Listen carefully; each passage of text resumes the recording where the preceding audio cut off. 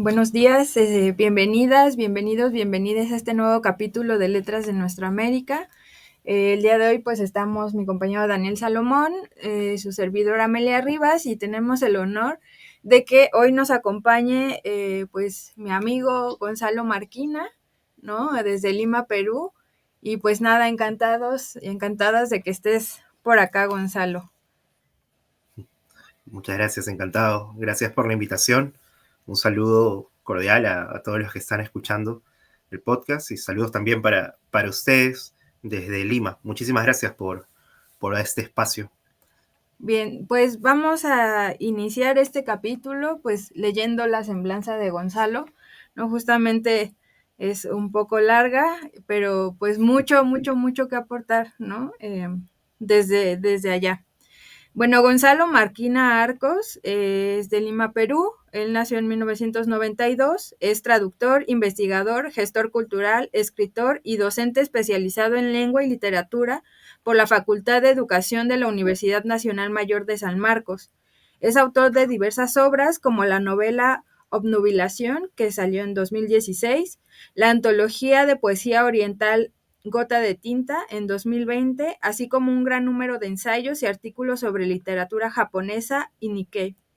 Ha editado y prologado 10 antologías de haiku a la fecha y parte de su trabajo ha sido compilado en diferentes revistas nacionales e internacionales como Yoberake en 2020, La Manzana Mordida igual en 2020, Taller Igitur en 2022 y justo en ese mismo año obtiene el segundo premio en el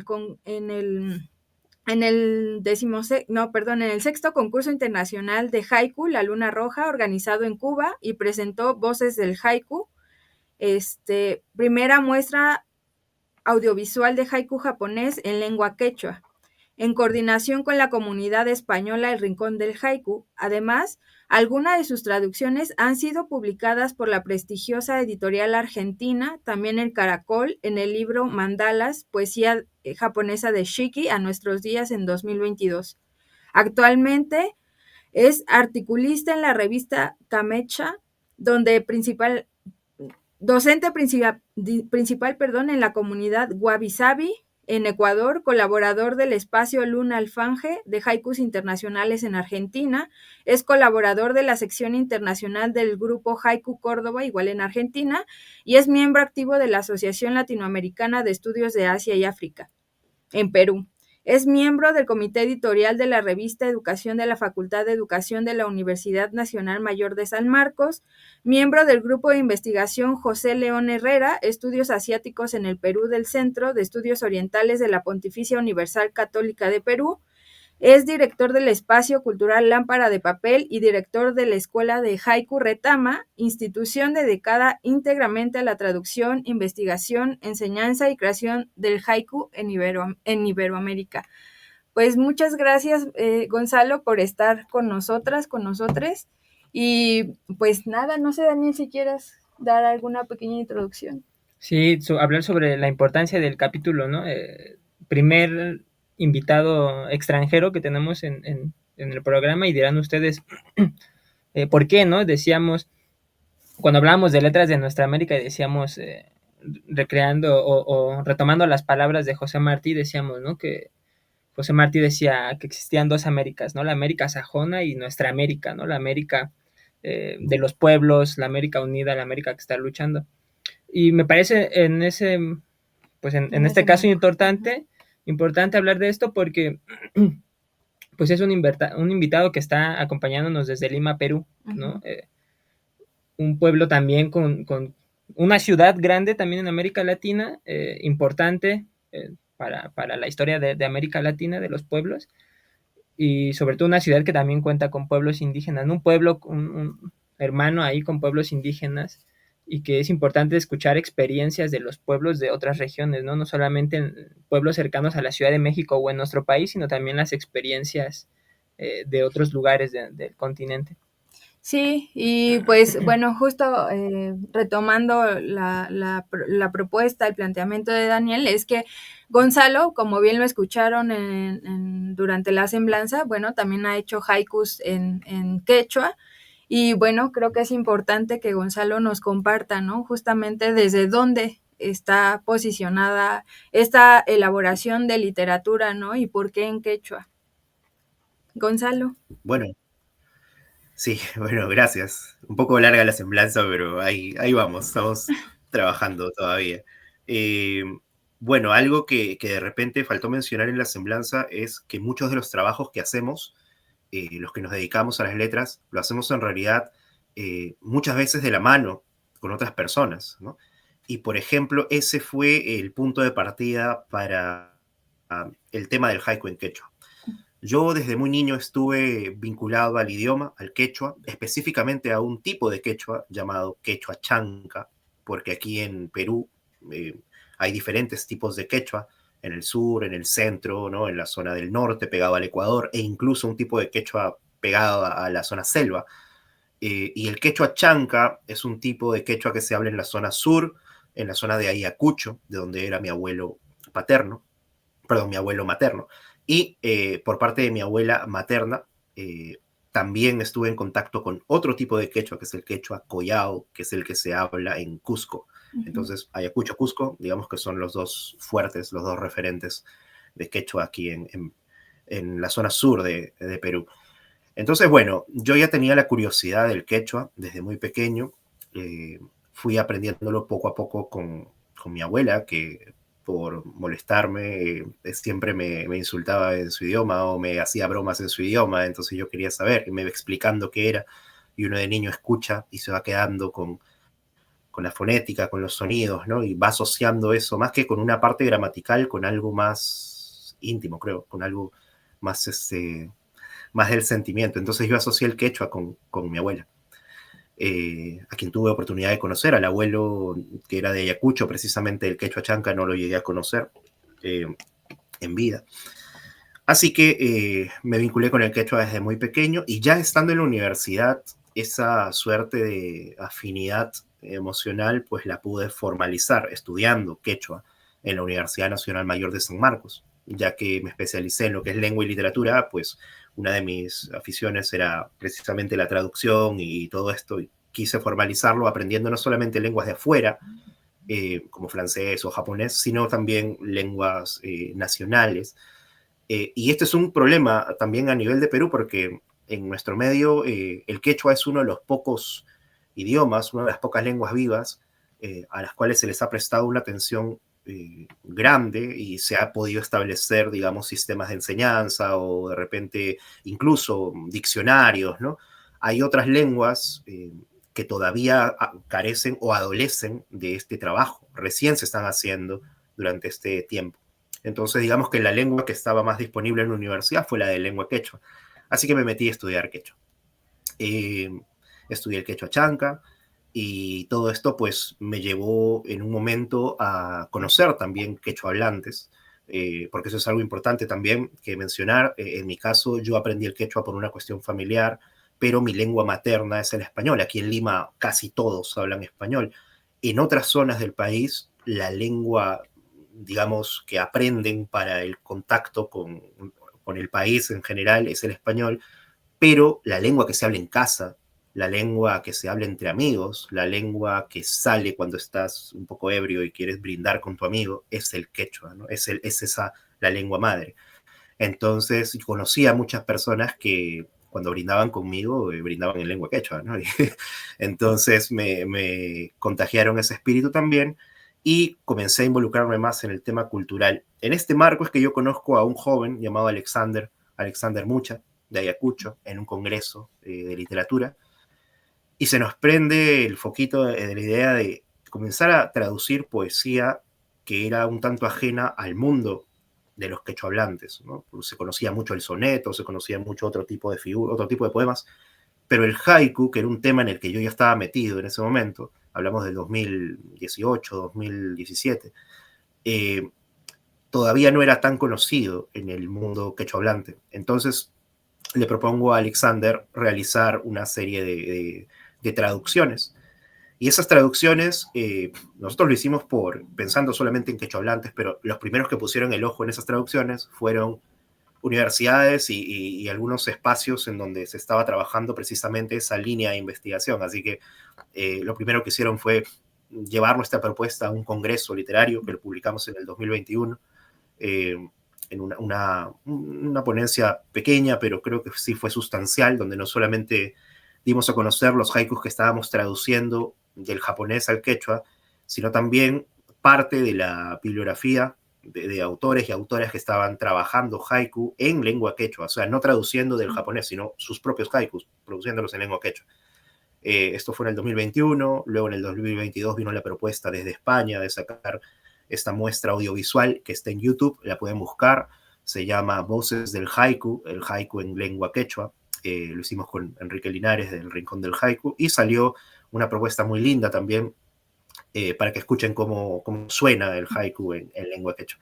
Y bueno, a partir de ahí me quedé con este tema. De hecho, estoy haciendo ahorita trabajos vinculados con eso, y también propuestas creativas, ¿no? Mi intención dentro del trabajo de Retama está en poder llevar parte del haiku al mundo quechua hablante, no solamente con materia creativa, sino también en un momento poder traducir, no sé, tratados, ensayos de otros autores que están haciendo, ¿no? Para ver cómo florece. En realidad es bastante experimental ver cómo florece el tema del haiku en lengua quechua. Y dentro de esa, digamos, de esa acción están los haikus que yo escribí en quechua, específicamente en quechua chanca.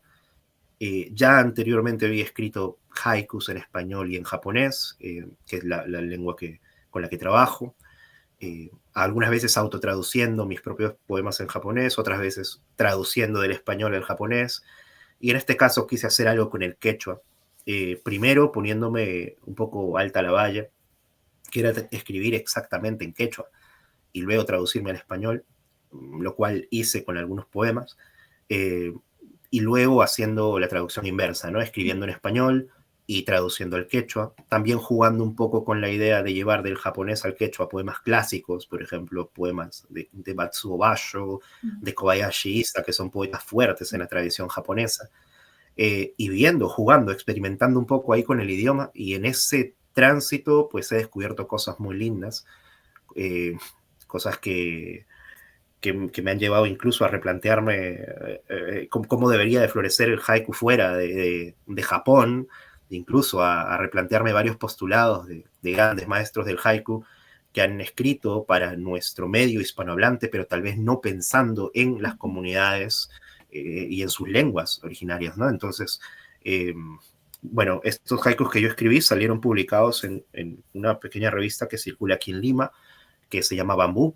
Es un pliego, o sea, si abrimos esto es más o menos así, es un pliego, ¿no? Y dentro del pliego, pues, que es como una hoja A4, están algunos haikus que yo he podido publicar, que salieron gracias al trabajo de Santiago Rizo Bendezú, que es el que dirige esta revista. Son aproximadamente 36 haikus que hay aquí, y cerca de 10 de ellos están en lengua quechua y también en español.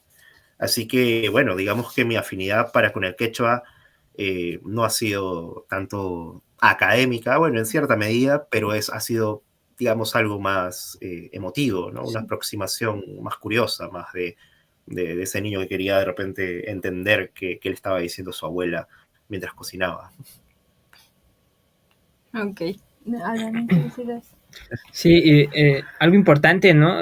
Nosotros hemos hablado en otros capítulos sobre la conexión que tienen los pueblos originarios, al menos cuando analizamos los textos o los escritores en México, y esa conexión constante con la naturaleza, ¿no? Con acercarse a la naturaleza.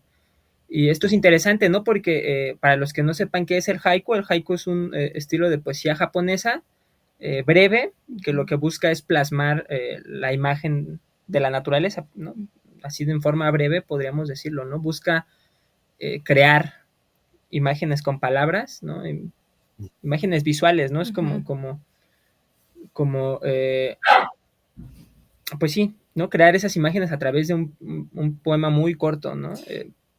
Y eso es muy interesante, ¿no? Porque el haiku es tan simple, pero a la vez tan complejo, ¿no? A la hora de acercarnos con la naturaleza o de plasmarnos esa naturaleza, ¿no? Lo mismo que vemos con otros escritores cuando recrean o recuerdan esa naturaleza, ese entorno en el que han crecido. En el haiku me parece que es el momento instantáneo, ¿no? Es decir, aquí estoy, en el aquí, en el ahora, y es lo que mis ojos aprecian. Entonces, una de las cosas importantes en el haiku me parece que es eso, ¿no? Que uno lee un pequeño fragmento de un poema, bueno, un pequeño poema, y lo que hace su cabeza es crear imágenes, ¿no? Y crear naturaleza y desde ahí está el contacto con la naturaleza, ¿no? En el haiku, me parece. Sí, igual, bueno, creo que ya en otro momento, Gonzalo, habíamos hablado justamente, ¿no? Como en torno a la definición del haiku y qué implicaba hacer un haiku, ¿no? Y bueno, hay diferentes posturas en torno a la definición del haiku, ¿no? En términos de lo que ya en algún momento también compartía yo, ¿no? Hay compañeros, compañeras que hacen haiku y que solamente, justamente, ¿no? Se encaminan hacia decir, bueno, es el momento, es la impresión, pero creo que tú añadías otro elemento, ¿no? Gonzalo, que justamente tenía que ver con, pues, el ámbito literario, ¿no? Y recordar también la estructura del haiku, si no mal recuerdo, y si no corrígeme, eran 5-7-5 o 7-5-7. Bueno, para empezar, cuando hablamos de haiku, y me ha gustado mucho la definición que han dado porque es una definición para nada pesada, es una definición bastante linda, y que de hecho es la definición que sugieren los mismos estudiosos japoneses, ¿no? Hace un siglo aproximadamente se entendía el haiku como una forma o una estrofa, pero esa idea de estrofa fue una manera muy occidental de entender el poema. Actualmente lo que dicen los japoneses es el haiku tiene que ser entendido como un poema breve, así es simple, un poema breve. Dentro de esa brevedad hay una forma clásica, un ritmo clásico que utilizan los japoneses, que es el 5-7-5, ¿no? Digamos, contando a nivel, no tanto de métrica, sino de ritmo, ¿no? A nivel de rítmica, de prosodia. Y esta forma de 5-7-5 es como que un primer escalón. Hay otros ritmos que juegan también con esos 17 sonidos, a veces un poquito más, a veces un poquito menos, pero que se mantienen dentro de la brevedad. Por eso vamos a encontrar, por ejemplo, haikus de Basho, en donde en lugar de tener 17 sonidos en total, tiene 18. La primera parte 6, la segunda 7 y la última 5. Entonces 6-7-5. Y tú dices, esto no es un haiku, pues sí es un haiku, solo que esta idea de 5-7-5 ha quedado muy presente en nuestro medio hispanohablante, pero en realidad se trata de ritmo y no hay un ritmo definido. Se pueden jugar, se pueden poner pausas, porque de acuerdo al ritmo surge también la emotividad, como en la poesía occidental. Bueno, el haiku no escapa de eso. Y sobre el enfoque literario, bueno, es un enfoque que manejamos en Retama, que no es meramente literario, sino que es una manera de ordenarnos un poco para aterrizar también al tema sobre la cuestión del poema, ¿no? Porque si lo dejamos en lo subjetivo, pues, ¿cómo nosotros podemos medir el asombro que un autor o autora le imprime al haiku? No se puede, ¿no? No podemos decir tu haiku sí es un haiku o no es un haiku porque tienes que ponerle más asombro o menos asombro. No podemos medir eso, es demasiado subjetivo. Pero lo que sí podemos hacer es enfocarnos en lo escrito. De repente decir, este haiku no funciona bien porque el símbolo que has utilizado o la palabra que estás utilizando crea una cacofonía que no es muy buena. De repente ponerle esta otra palabra lo hace más suave. Ahí estamos trabajando la letra, estamos trabajando lo escrito. Entonces, en Retama manejamos esta división entre vivencia y poema, es decir, entre lo que los estadounidenses llaman haiku moment, ¿no? y algo que nosotros hemos definido como haiku poetry, para trabajar la letra propiamente. En los cursos de Retama no solamente hablamos del momento haiku o de aquello que te ha inspirado, sino también de repente de sonoridades, de figuras, ¿no? de trabajo propiamente, de ritmo, de símbolos. Y uno de estos símbolos, y tal vez el más importante, es uno que en japonés se denomina kigo, que es la palabra que, digamos, funciona en el haiku como un conector con el entorno, ¿no? Para darle cierto contexto al haiku. Y los kigos al mismo tiempo funcionan como símbolos, algo que en nuestro medio no se ha tocado mucho y que de hecho hace poco hice también un curso sobre eso, porque se ha, digamos, vuelto un poco laxa la definición de haiku, lo cual no está mal para iniciarnos, pero ya estando dentro nos damos cuenta que funciona como cualquier poema. Un poema no es escrito por escribir, sino que tiene palabras que no son palabras, tiene palabras que son más que palabras. Así también funciona el haiku. Cuando un japonés propone una palabra como sakura o yamazakura, que es, no sé, un tipo de cerezo especial que crece en la montaña Yamazakura, ¿no? No solo se está refiriendo a que es primavera, hay una carga dentro de esa palabra. Yamazakura no es lo mismo que un sakura normal. La Yamazakura es salvaje, es distante, normalmente hace alusión a la distancia, a la lejanía. Entonces le imprime otro sentimiento al haiku cada una de estas palabras, estos kiyos que se utilizan para su composición. Así que bueno, esas palabras son las que en nuestro medio se conocen como palabras de estación o expresiones estacionales. Y que de hecho, hablando de expresiones, son expresiones, a veces son onomatopeyas, a veces son 2 o 3 palabras, a veces son frases. Y pensando en esto, en Retama nos picó un poco ahí la curiosidad de cómo podrían ser estos kibos a nivel latinoamericano.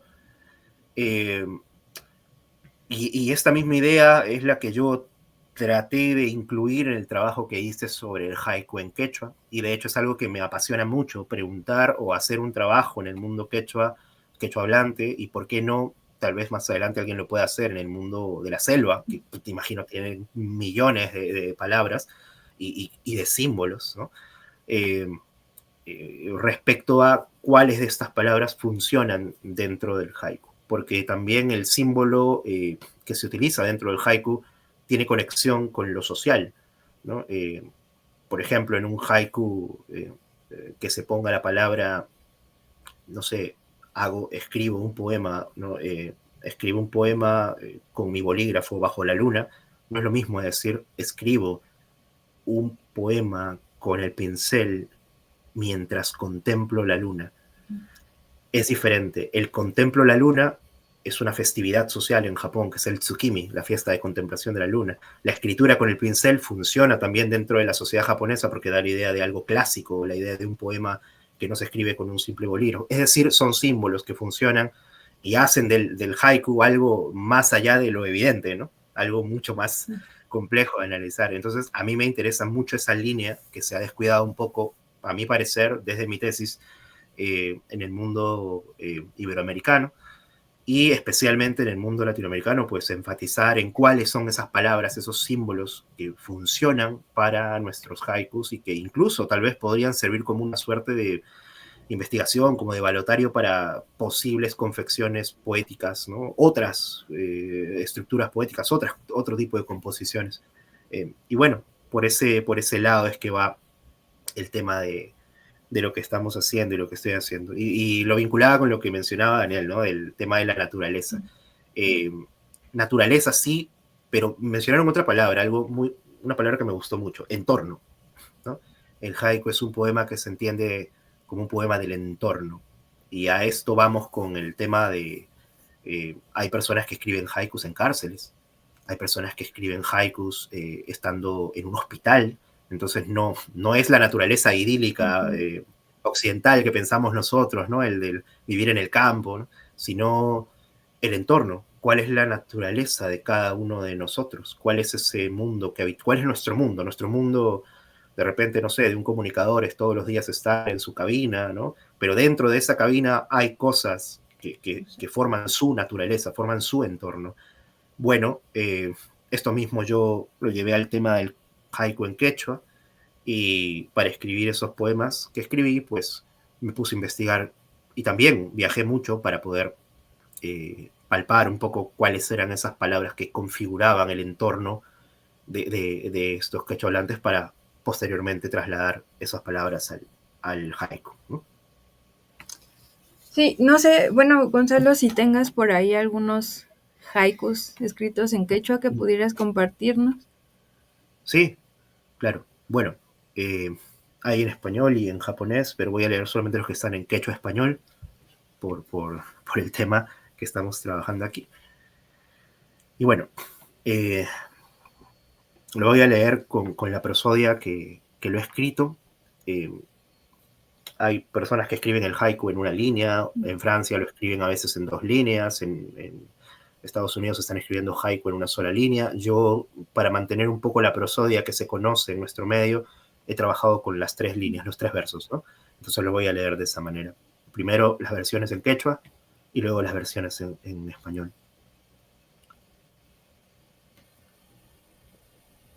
Jaspirichkan, Ayapampampi, Yucalitupas Nainin. Anochecer. El olor del eucalipto entre las tumbas. Hatunurjukunapi. Uñawañusja warmamanta. Ayanina Jusnichkan. Hacia los Andes, el humo de la hoguera fúnebre del bebé. Para Tukuruptin, Ñam Pajawampi, Achkina Achkirichkan. Tras la lluvia, la luz de los faroles sobre el empedrado. Ilipa Mulipa Asnainin, Aswanta Asnirin. Relámpago. El olor del molle se hace más intenso. Jura Hachapaj, Puiñu Chay Pichuyayaco. Y en mi cuenco para chicha de jora, un agua clara. Chaquita Hanjayani, Mitutampara, Chuyayachin y Anjita y Manta. Estiro mis pies. La lluvia limpia el lodo de mis sandalias. Samsa Jusnichkan, Kiya Chikurimuchkan, Kiya Chinkarichkan. Humea el carbón. La luna aparece, desaparece. Mayupatampi, Wahaspan Warmi Warmata Simpan.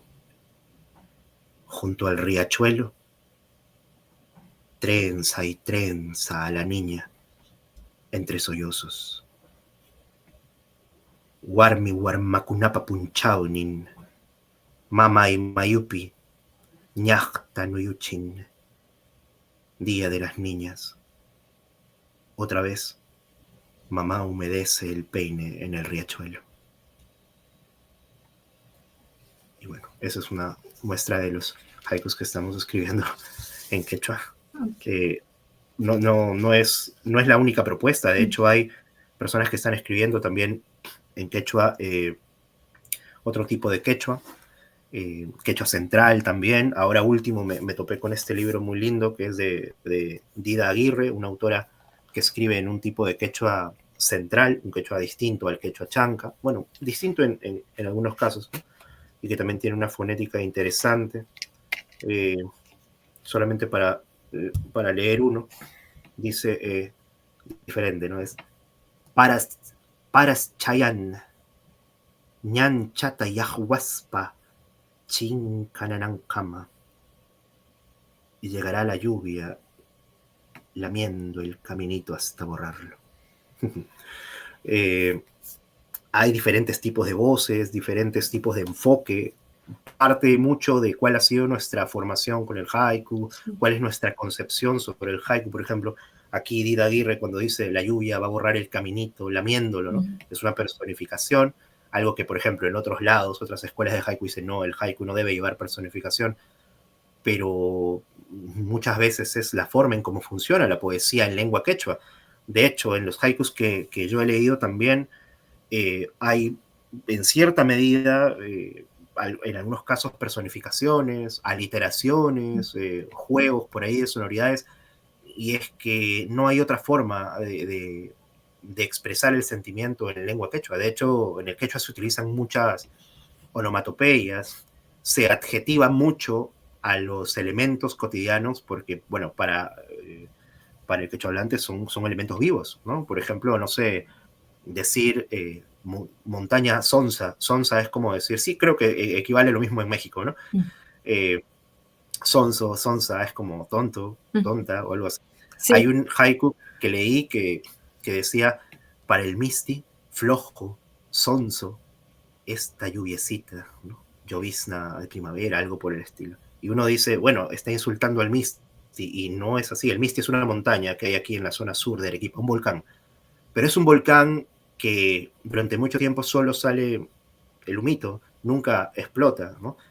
Entonces, es interesante el juego casi infantil que hacen algunos autores al decir el Misty flojo, el Misty sonso, ¿no? Porque no explota, no hace su trabajo de volcán, está ahí como atontado, ¿no?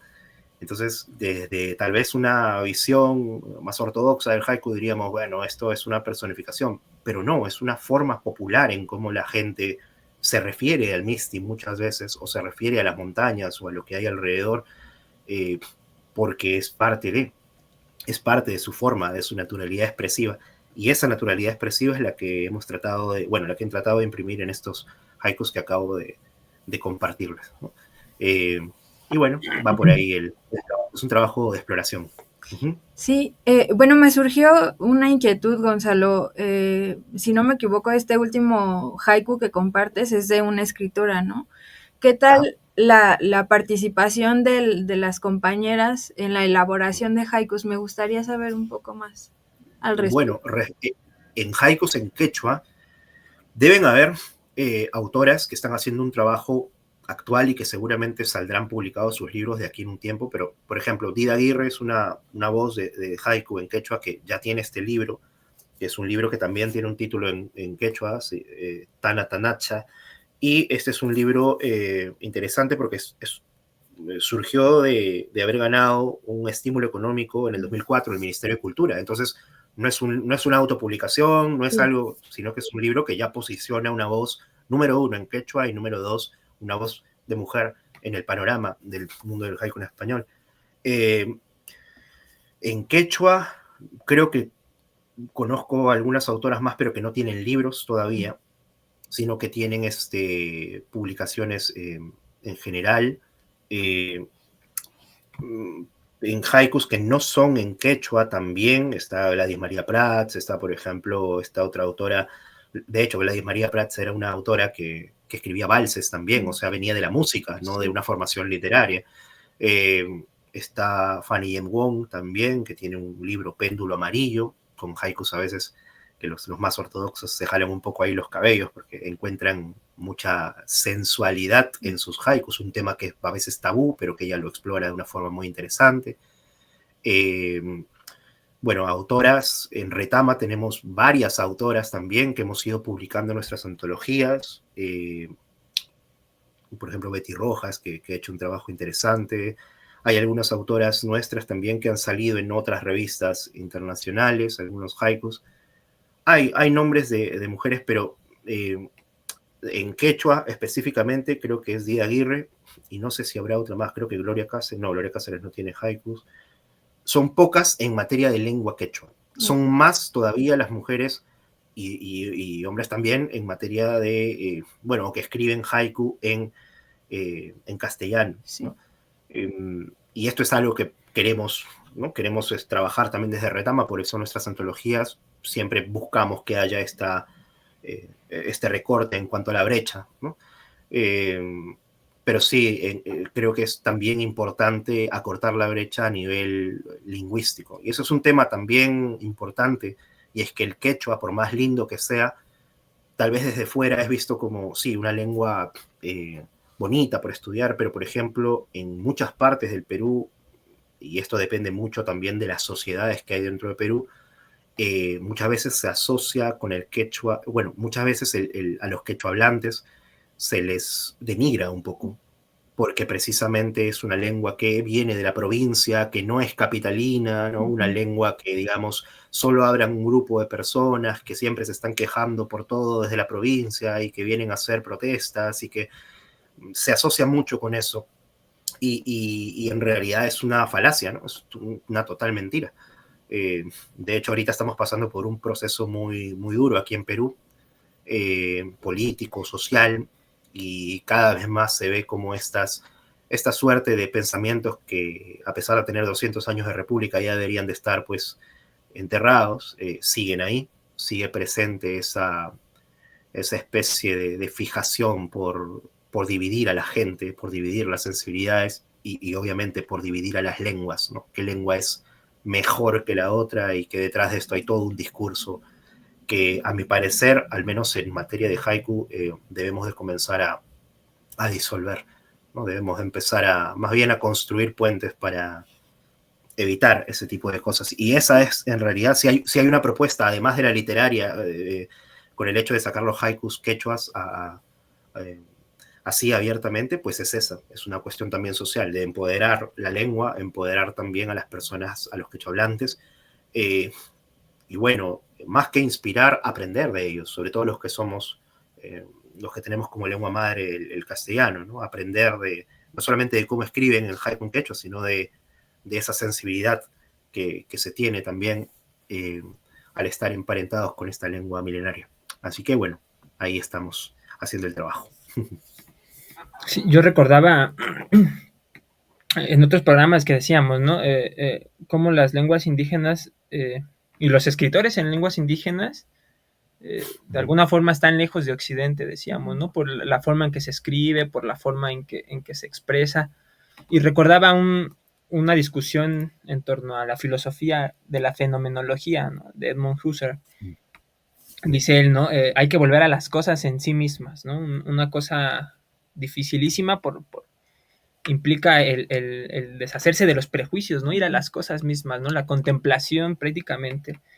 Y uno diría, qué complicado es volver a las cosas en sí mismas, ¿no? Como una mesa sin que yo interfiera y diga, es una mesa, ¿no? Es la cosa en sí misma. Me parece que una de las cosas importantes en el haiku es que, decíamos, ¿no? Una cultura lejos de Occidente, que también está, decíamos, de la fuerza centrípeta y la fuerza centrífuga en otra sesión, ¿no? Como Occidente como fuerza centrífuga, como queriendo jalar todo hacia el centro. Uh-huh. Y por otro lado tenemos a las culturas, ¿no? Queriendo escapar de ese centro, ¿no? Alejándose. Veíamos me parece que el haiku es una herramienta interesante justo para escapar de ese centro, ¿no?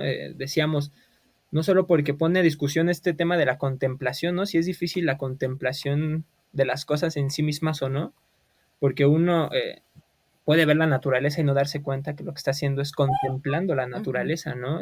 Y en el haiku es posible plasmar esa contemplación, me parece a mí, ¿no? Eso que en Occidente dicen, cómo uno se aleja de la propia cabeza y sale de sus propios pensamientos para volver a las cosas en sí mismas. Y un poema que para Occidente se podría decir, un poema breve que no cumple con la alta cultura, ¿no? Incluso con la forma en que se escribe la poesía en Occidente, ¿no? De esta poesía académica con cierta estructura. Y como este poema tan sencillo, digamos, entre comillas, ¿no? Porque pareciera que solo es una simple contemplación, pero ya nos decía Gonzalo, ¿no? La simbología que requieren las palabras, ¿no? Escoger las palabras adecuadamente para que esa mirada se vuelva una contemplación, ¿no? Y a la hora que uno lea, lo que está leyendo es la contemplación de alguien más, ¿no? Entonces ahí lo difícil también de cómo se separa lo que uno siente y lo que observa con la realidad, ¿no? Decíamos, esta difícil tarea de volver a las cosas en sí mismas, pues sí se concreta en el haiku, ¿no? Me parece que es una discusión importante de ver cómo se concreta esas cosas en sí mismas en un haiku. Eso me parece interesante, ¿no? Que un haiku con esta brevedad y con esta aparente sencillez, en realidad lo que nos está plasmando es la contemplación, ¿no? La complejidad que implica contemplar a la naturaleza, no solo a la naturaleza, decíamos ya, el bosque, la selva, ¿no? Sino el entorno, lo que nos rodea, ¿no? Que a fin de cuentas también es naturaleza, ¿no? Por algo en estudios de bioética Hay estudios incluso si los edificios son estéticamente bellos para el entorno o no, o si las piedras son Mm, seres vivos, ¿no? Por ejemplo, mm, porque hay mm, estudios en bioética que toman ese entorno como parte de nuestro entorno, ¿no? De la naturaleza, del entorno en el que estamos viviendo. Entonces, pues eso, ¿no? Me parece que el haiku, la tarea difícil, tarea de concretar la contemplación, es muy interesante, ¿no? Y más cuando decimos, ¿no? Es un poema japonés, de origen japonés, y que ahora lo vemos plasmado en Perú y en el quechua, ¿no? Me parece que es una tarea muy importante y muy interesante también. Sí, justo, y de hecho, solo perdona, no, sí, continúa, sí. continúa. Bueno, Ah, ya, es que gracias. no, No, dale, dale. lo que estaba pensando es justamente, ¿no? Que a veces, digo, me ha tocado también compañeros en los que estamos como en estos ejercicios de escritura y a veces usan al haiku como esta herramienta fácil, ¿no? Por la brevedad, ¿no? Mm, Justamente, y me parece que el haiku va más allá, ¿no? Y creo que sería interesante también eh, pues hacer como este ejercicio del haiku en algunas otras lenguas, ¿no? Ahorita estaba pensando, ¿no? En el triqui, ¿no? Justamente, eh, ya lo decíamos también en otros capítulos, ¿no? Lo que puede significar para una comunidad originaria no significa lo mismo en español, ¿no? Por ejemplo, nuestra compañera poeta, Basilia Cardosa, ella es, chinanteca y ella decía, bueno, es que en mi lengua, por ejemplo, los artículos no existen, ¿no? ujú, O claro. este verbo no existe en mi lengua, ¿no? Pero lo puedo interpretar de esta otra forma, ¿no? Entonces, me parece muy interesante cómo a veces, como en esta superficialidad, ¿no? De la escritura, pensamos que acercarnos al haiku justamente es algo muy fácil, ¿no? Cuando realmente implica una tarea mayor, ¿no?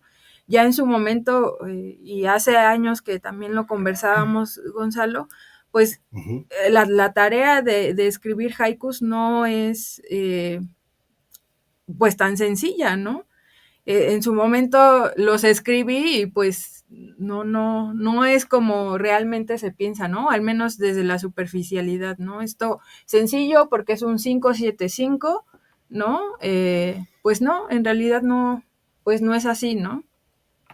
Y creo mm, que se hila también con este tema que ya también hemos abordado en otros capítulos, que tiene que ver con este acercamiento, ¿no? Al menos acá en México, de las comunidades originarias con su entorno, en este caso, pues la naturaleza, ¿no? Teníamos ahí la poesía de Kaluta Chisabi, ¿no? Pues que también, ¿no? En este poemario que analizábamos, pues tenía esta relación, ¿no? De este poeta con la naturaleza, ¿no? Y un tema también interesante y en el que intento hacer énfasis lo más que puedo, este, este poeta, Kaluta Kisabi, justamente él no se identificaba como indígena, ¿no? Que yo creo ujú. que también es otro tema que podría salir a relucir y que también tú tienes una postura en ese sentido, Gonzalo.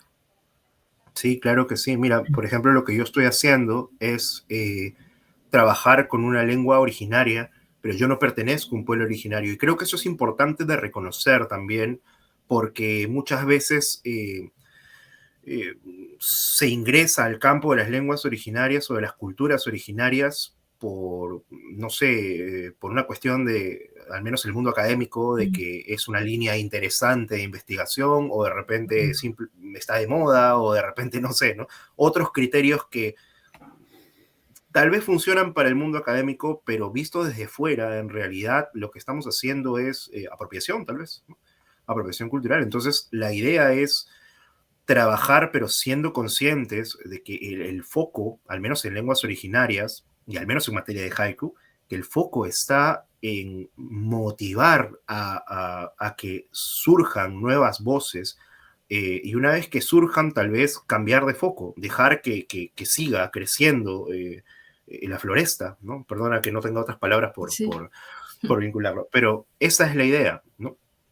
No quedarnos ahí y ser los emperadores del haiku en lengua quechua. Esa no es la intención. Nuestra intención en Retama, y al menos personal, es simplemente eh, incentivar un poco, que la gente vea y que, bueno, puedan escribir en su propia lengua, con su propia sensibilidad. Hay un teórico llamado Fernando Rodríguez Izquierdo, un español, que tiene una frase interesantísima, que es: el haiku es un poema que nos puede ayudar a redescubrir el mundo. De hecho, él va más allá, dice: el haiku es el poema que necesitamos para darle a la humanidad, ¿no? Para volver a esa humanidad que tanta falta le hace al mundo. Yo, bueno, abrazo mucho esta idea de que el haiku es un poema para redescubrir el mundo, y al mismo tiempo agregaría, y es un poema para, luego de ese redescubrimiento del mundo, de tomar conciencia de que estamos en un mundo, ¿no? Y de valorarlo, también es un poema para redescubrir nuestra propia voz, entendiendo nuestra voz como ¿no? vinculada con ese mundo, como una suerte de eco, incluso viceversa, ¿no? Y eso es lo que estamos tratando de hacer en Lengua Quechua, en realidad. Trabajar el haiku para incentivar a los demás a redescubrir su propia voz. Ahí es cuando se genera el concepto de diversidad que manejamos en Retama, diversos tipos de haiku, diversas sensibilidades, diversas maneras de vivenciarlo y de practicarlo, que también es lo que, bueno, así se trabaja también en Japón, ¿no? No existe el haiku, existen los haikus.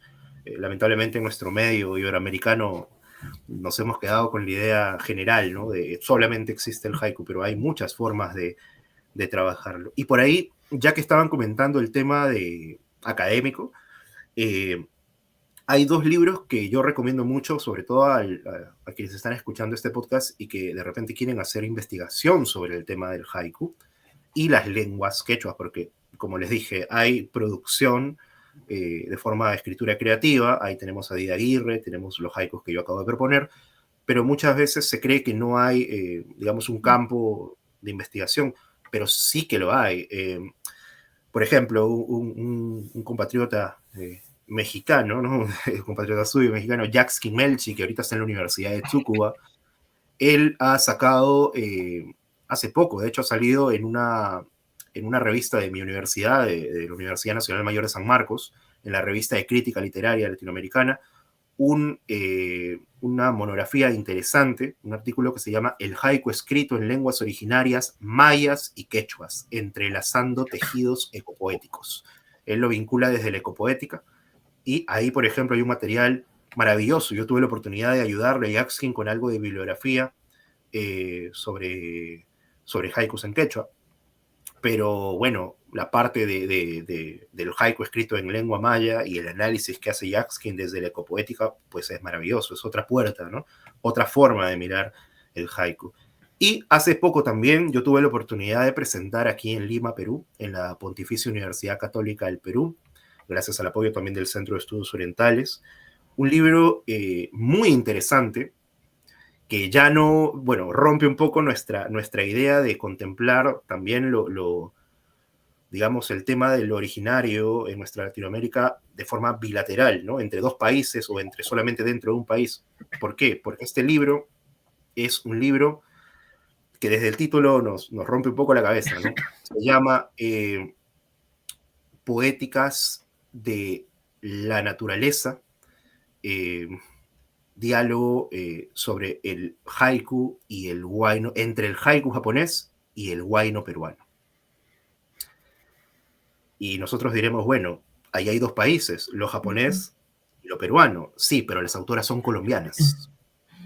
Es decir, hay una mirada triangulada, ¿no? Sí. Que rompe también la idea incluso de frontera, la idea de estar separados de país a país, sino más bien nos plasma pues una idea mucho más rica, mucho más de abrazo, ¿no? Mucho más de territorio general, y que compartimos muchas cosas, entre ellas las sensibilidades que hay en nuestros pueblos originarios, ¿no? En Colombia también hay pueblos originarios, muchas de esas visiones. De hecho, estas autoras, cuando tuve la oportunidad de entrevistarlas, que son Tatiana Nieto y Natalia Martínez, que bueno, hicimos un evento aquí con el editor Rodrigo Revilla, del editorial Búho Eléctrico, este año. pude entrevistarlas y ellas me comentaban que se habían enterado del tema del huayno estando en Colombia, ¿no? Y que viajaron a una zona de Colombia para más o menos ver cómo era el tema del huayno y cómo era.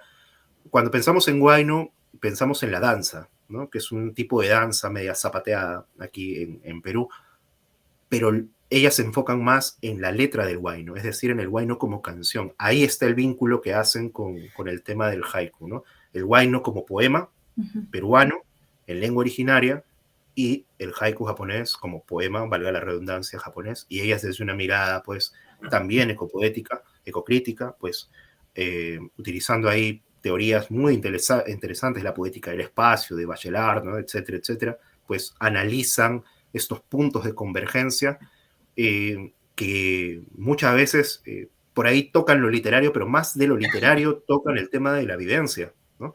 De lo vivencial, de la experiencia de los sujetos frente a, no sé, elementos en la naturaleza y que esto desemboca en una escritura. Es maravilloso, ¿no? Por ejemplo, no sé, hay una parte muy bonita donde analizan cómo un haiku de Kobayashi Isa que está frente a una montaña, ¿no?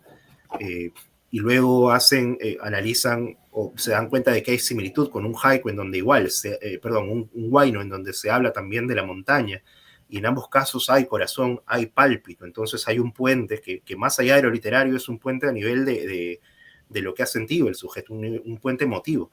Entonces, ese tipo de trabajos se están haciendo ahorita dentro del medio y que de alguna forma refuerzan también la propuesta, la pequeña propuesta que traemos desde Retama y de forma particular la del haiku en quechua chanca, ¿no? Pero digamos que estamos ahí, por eso decía hace un rato, estamos haciendo el trabajo. Cuando digo estamos, me refiero a todo ese grupo de personas, sobre todo latinoamericanos, que están haciendo un trabajo bastante interesante respecto a las lenguas originarias de sus territorios y posteriormente viendo cómo estos se enlazan con otros territorios que, bueno, a nuestro criterio son otros países, pero que en realidad, si lo analizamos desde una perspectiva general, somos un mismo suelo. ¿Sí? Sí.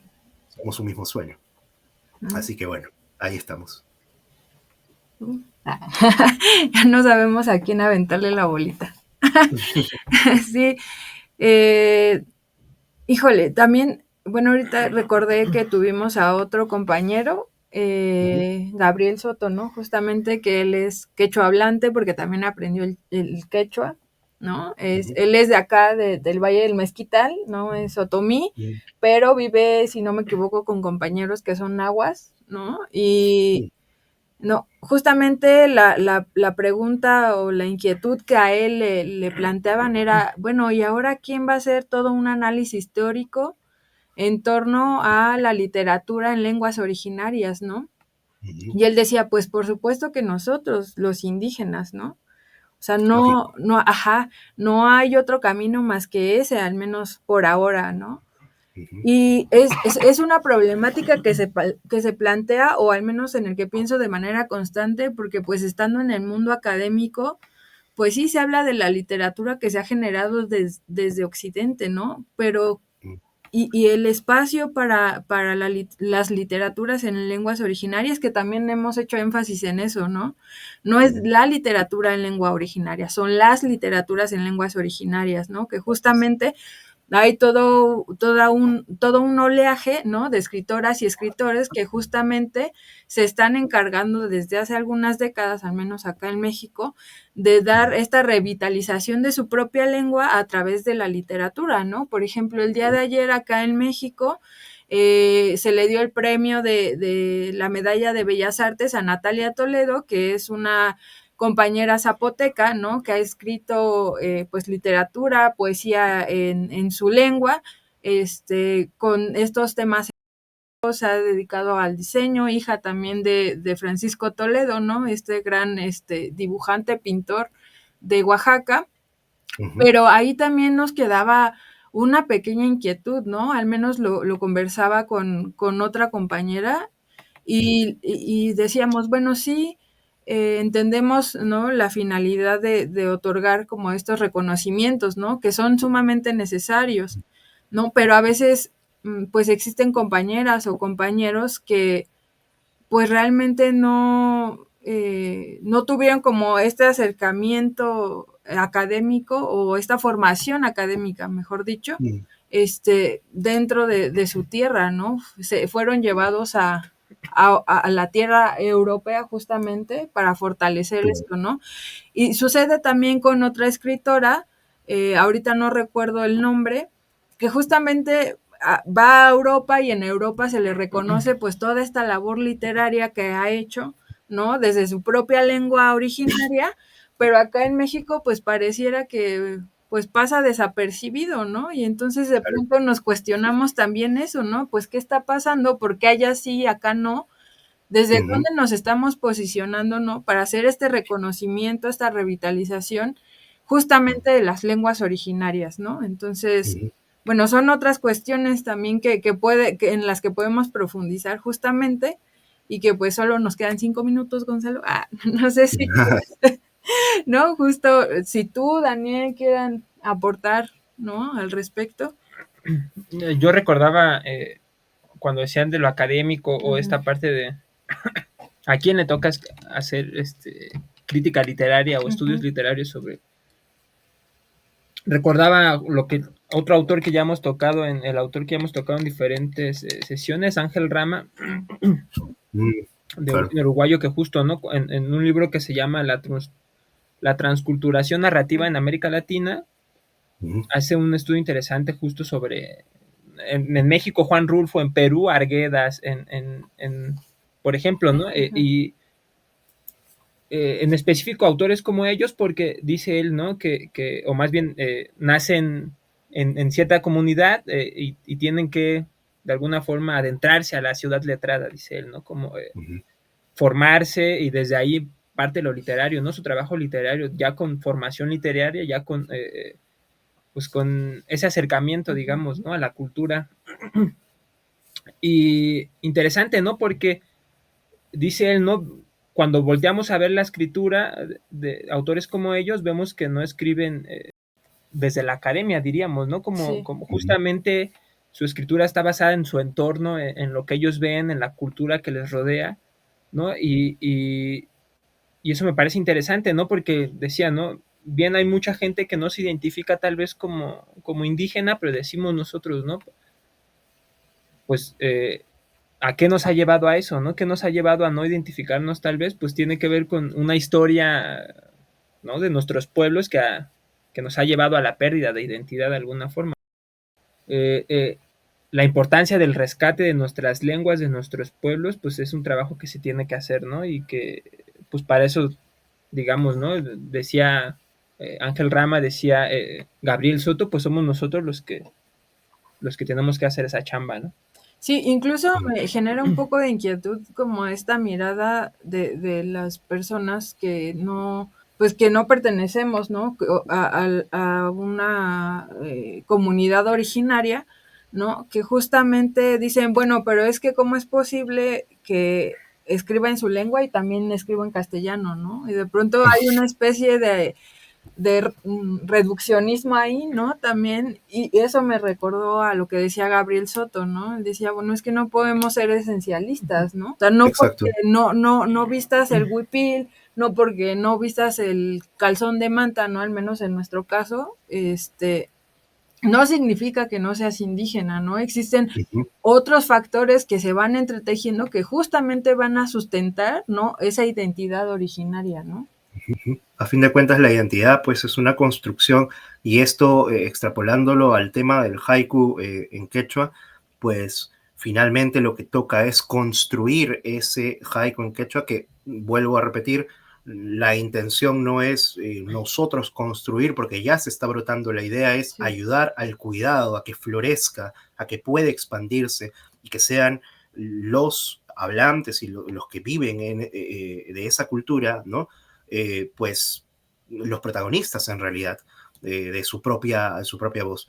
Entonces, bueno, esa es la intención. Y solamente, no sé si nos queda tiempo, un minuto creo, quería terminar saliendo un poquito del cuadro del tema del haiku solamente en quechua, haciendo un breve recuento de una sola palabra que me parece interesante, importante, que también está en japonés, en japonés es tsuki, ¿no?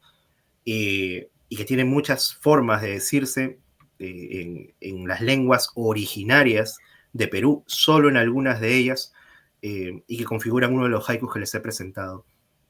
Quilla en quechua y aymara. Kashiri en Ayaninka.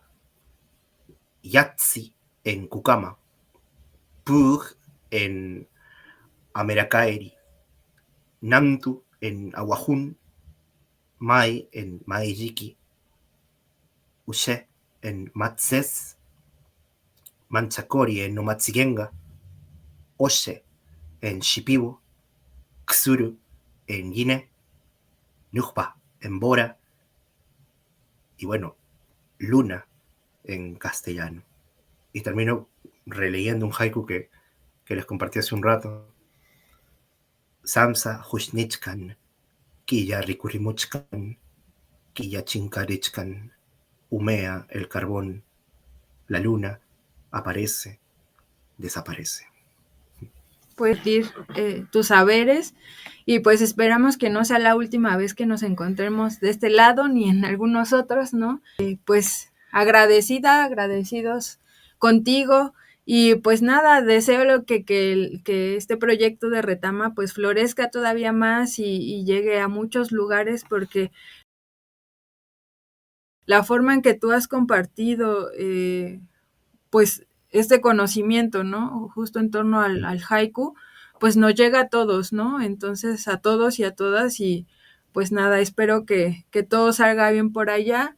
Y pues nada, despedirnos, invitarles a nuestro siguiente capítulo, y pues esperemos que este haya sido muy estimulante para todas, para todos, para todes, y que pues nada, nos Muchas vemos. gracias. Sí, Gracias. sí, nos vemos, Gonzalo. Cuídate.